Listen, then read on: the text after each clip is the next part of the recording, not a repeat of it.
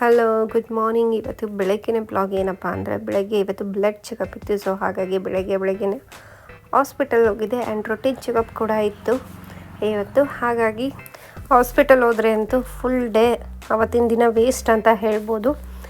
Full day ಹೋಗುತ್ತೆ ನಮಗೆ. Blood ತೊಗೊಂಡು ವೆಯ್ಟ್ ಮಾಡೋಕ್ಕೆ ಹೇಳಿದ್ರು. ಸೊ ಹಾಗಾಗಿ ನಾವು ನಮ್ಮ ಕ್ಯಾಂಟೀನ್ ಹೋಗೋಣ ಅಂತ ಹೇಳ್ಬಿಟ್ಟು ಹೋದರೆ ಅಲ್ಲೂ ಕೂಡ ತುಂಬಾ ರಶ್ಶು.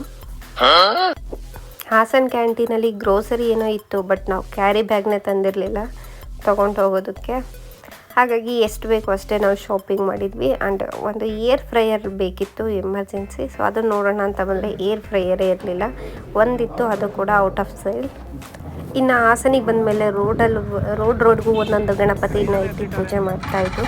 ತುಂಬಾ ಚೆನ್ನಾಗಿರುತ್ತೆ, ಯಾಕಂದರೆ ಪ್ರತಿಯೊಂದು ರೋಡಲ್ಲೂ ಒಂದೊಂದು ವಿಶಿಷ್ಟವಾದ ಗಣಪತಿನ ಆ್ಯಕ್ಚುಲಿ ನೋಡಿ ತುಂಬಾ ಖುಷಿ ಆಯಿತು.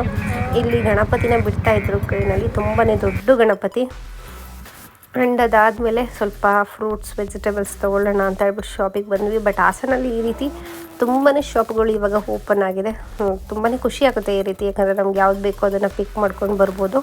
ತುಂಬಾ ಚೆನ್ನಾಗಿದೆ ಅಂತ ಹೇಳ್ಬೋದು ಇವಾಗ.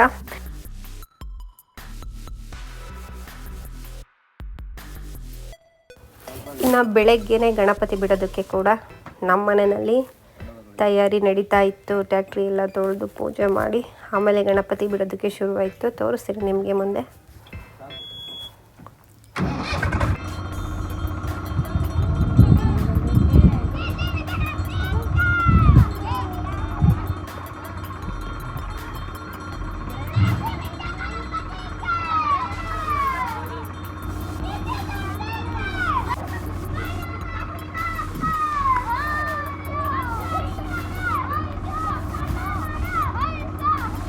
ನೋಡೋಣ ವಿಡಿಯೋ ಮಾಡಿ ಹಿಡ್ಕೊ ಚೇತಮ್ಮ, ಹಿಂಗೆ ಇಟ್ಕೊಂಡು ವಿಡಿಯೋ ಮಾಡು ನೀಟಾಗಿ.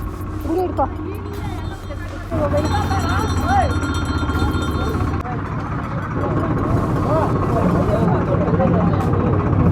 ಹಾಗೆ ಇದು ಇವತ್ತಿನ ಒಂದು ಪುಟ್ಟ ಬ್ಲಾಗ್. ಈ ಒಂದು ಬ್ಲಾಗ್ ನಿಮಗೆ ಇಷ್ಟ ಆದರೆ ಚಾನಲ್ನ ಸಬ್ಸ್ಕ್ರೈಬ್ ಮಾಡ್ಕೊಂಡು ಹೀಗೆ ನೋಡ್ತಾ ಇರಿ ಅಂತ ಹೇಳ್ತಾ ಎಲ್ರಿಗೂ ಕೂಡ ಧನ್ಯವಾದಗಳು.